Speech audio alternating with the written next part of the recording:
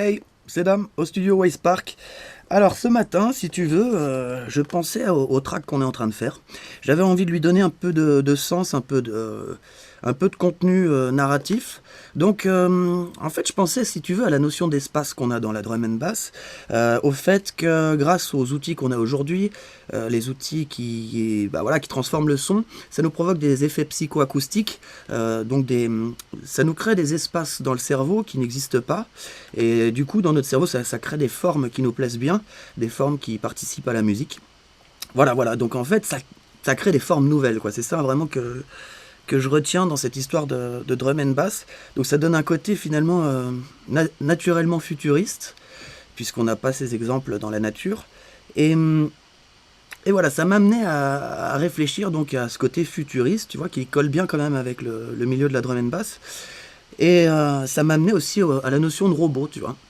Et je me disais, tiens, pourquoi pas dans ce track, imaginons qu'on soit dans un futur assez lointain, où c'est le robot, donc l'intelligence artificielle, qui, qui en fait est assez seul et a conservé beaucoup de souvenirs, donc de fichiers de sa naissance en fait, de son tout début et du début des humains, que le robot nous considère un petit peu comme son créateur.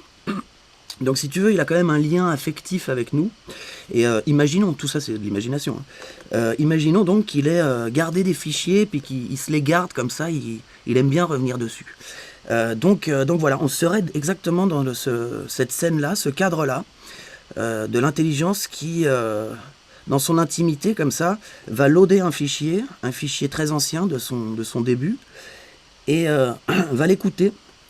Et du coup, en fait, si tu veux, le fait de loader le fichier et de le sentir, ça va provoquer à l'entité, là, ça va lui provoquer une émotion forte.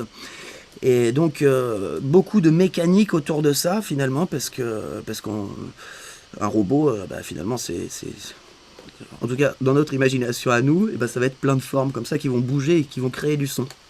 Alors, ça va créer une tension montante comme ça, une sorte de crescendo, et nous amener donc sur la fin du break au drop. Donc tu vois, classique, mais si on arrivait à intégrer comme ça une ambiance, quelque chose de volontaire à la base, qui normalement devrait provoquer un effet de toute façon, ça va de toute façon contribuer au côté créatif, voilà, d'avoir une volonté de base, je pense, à apporter dans une track. Donc c'est ce qu'on va faire. Alors là, tu vois qu'il y a quelques pistes ouvertes. En fait, je me suis collé sur Ableton, là, donc en sortant de cette réflexion-là, et je voulais te faire un lead. Donc c'est l'objet de la vidéo là. Le lead, le voici. En tout cas, j'ai tapé les notes. J'ai ajouté 2 notes par rapport à ce qu'on avait. Donc le La et le La dièse, hein, qu'on ne reconnaît pas beaucoup là. Je vais t'enlever les effets. On va initialiser le patch. Enfin, je te le fais écouter vite fait pendant qu'il est là, puis on va le refaire. Donc les pistes en dessous, c'est juste quelques sons d'ambiance, tu vois. En fait, c'était pour créer une ambiance de break, à peu près dans les notes qu'on veut travailler. Enfin, dans les notes, en fait. Voilà, mais créer une ambiance, juste un petit peu d'espace, de manière à supporter le lead. Voilà, puis aussi à nous motiver à la création, quoi. Donc, les sons d'ambiance, c'est ça, sans le lead.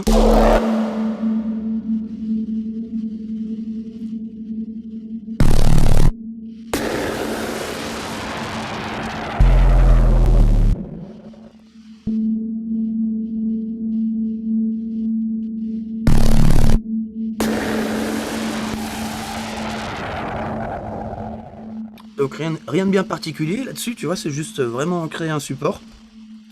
Ensuite, j'avais posé ces notes-là. Donc une petite... On écoute.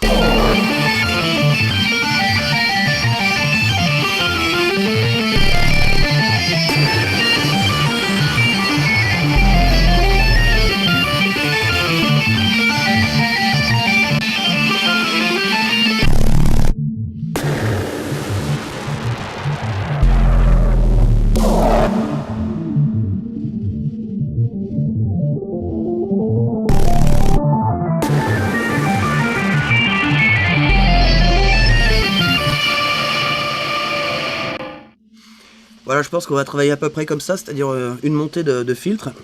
Donc couper le haut et puis faire arriver le haut tout doucement comme ça pour amener le côté crispy. Vers la fin donc, du break, on va être que en aigu et puis on va stopper, rester sur la résonance comme ça. Ensuite apporter un sample, on va faire vraiment un truc classique pour que ce soit efficace, bien dance floor aussi. Donc voilà, alors ça c'était un patch donc fait vite fait sur Vital avec un trash après. Donc un trash, je sais pas si c'est un preset, je pense que c'est un preset que j'ai mis là. Donc voilà, un preset, on va l'enlever maintenant. On va passer dans Vital. Dans Vital, j'avais 2 oscillateurs. Réduit l'enveloppe là, l'attaque. On avait une variation là, Round Amp. J'essaie de le retenir en même temps pour le refaire. Qu'est-ce qu'on avait là? Donc ça c'est lui, c'est le Round Amp. Et ensuite on a un détune, ok. Donc sur lui je pense. Non, détune c'était un sur lui, mais donc je l'ai pas utilisé. Alors tu vois le détune je vais l'enlever. Bref. Donc on a juste un LFO là et on a un LFO là qui fait quoi déjà? Transpose.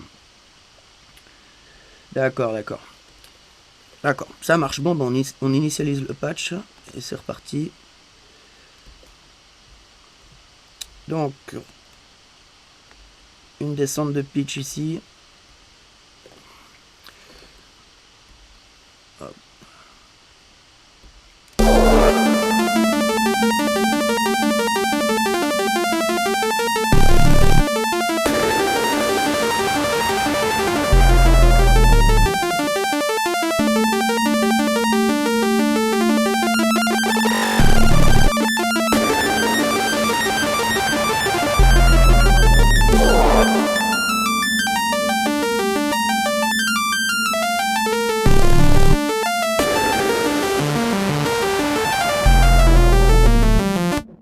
Ouais, ok.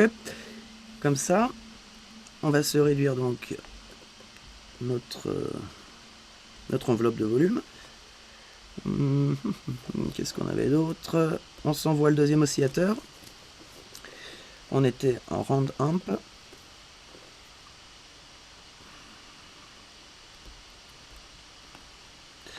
Je l'avais descendu à fond avec un LFO qui monte à fond de sa modulation. Ok, par contre le LFO on l'a fait, j'imagine, très lent.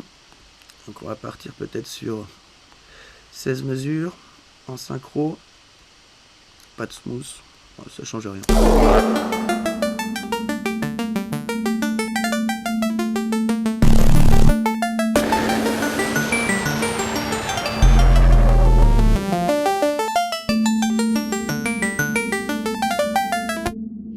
On a un truc qui est déjà sympa, puis ça sonne bien. Je trouve que Vital est impressionnant pour sa qualité audio. Enfin, j'adore quoi, ce son qu'il procure.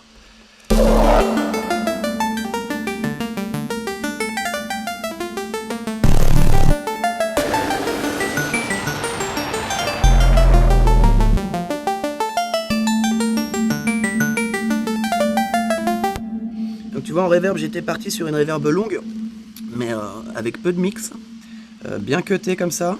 En fait, l'idée là de cette reverb, c'est non seulement de donner de l'espace, mais aussi de rentrer dans le trash et justement de provoquer la résonance de saturation dans trash pour que ça dure un petit peu et puis que voilà, ça nous fasse l'effet du trash.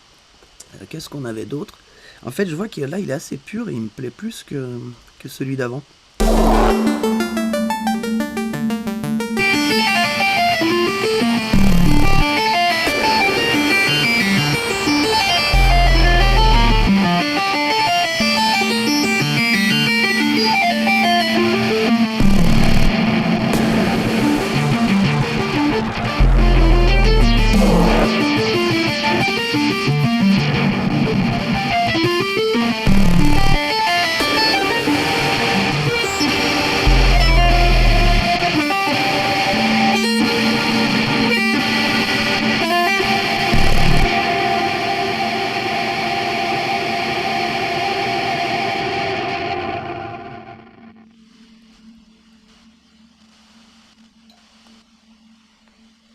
Il a déjà un bon potentiel, tu vois, on va le garder comme ça.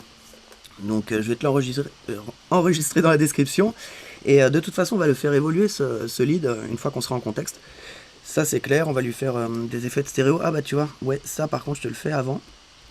Je te le fais maintenant. C'est sur les deux LFO, je crois que j'avais activé la stéréo ici à fond.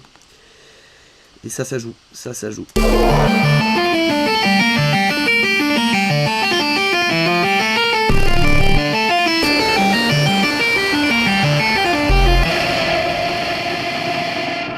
Ouais, on est beaucoup mieux. Donc tu vois, je dure pas plus longtemps là-dessus. Par contre, tu vois, comme c'était quelque chose aussi de... On est dans une étape un peu créative.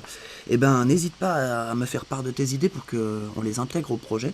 Donc bah, si tu as des idées de quoi que ce soit, d'ambiance, de lead, de choses à apporter au projet, et ben, ce serait un grand plaisir de les intégrer. Puis voilà, d'en discuter avec toi, quoi.